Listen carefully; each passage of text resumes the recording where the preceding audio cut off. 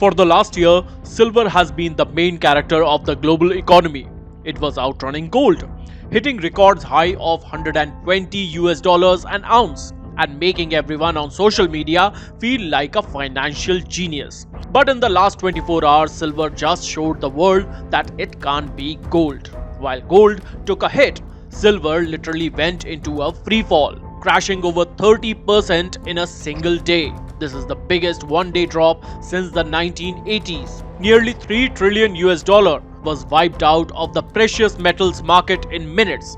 If you are holding silver, you are probably staring at your screens, wondering if you just got rug pulled. So, what actually happened? Is the silver era over, or is this just the biggest flash sale of the decade? Let's break it down. Geopolitics is basically one giant game of dominoes. On January 30, 2026, the first domino fell when President Trump nominated Kevin Warsh to lead the Federal Reserve. Now, why does a new boss at the Fed matter to your silver?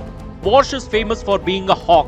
In simple English, he's not a fan of cheap money. The market thinks he's going to keep interest rates high to crush inflation. High interest rates makes the US dollar strong, and since silver is priced in dollars, when the greenback goes up, silver goes down. It's a basic seesaw. Everyone was long on silver. When the news hit, everyone tried to sell at the same time. One analyst called it every man and his dog rushing for the exit. When a market is that crowded, the price doesn't just fall, it collapses. So is this a scam? Was it all just a bubble? The answer is, it depends on your timeline. Some Wall Street legends are saying silver got too hyped. It was trading 30% above its actual value because of FOMO. If this was just a speculative bubble, the price could drop even further, maybe back to $70 or $80 range, before it finds a bottom. But here's the catch. Unlike gold, silver is a tech metal. It's inside your AI chips, your solar panels, and every EV battery.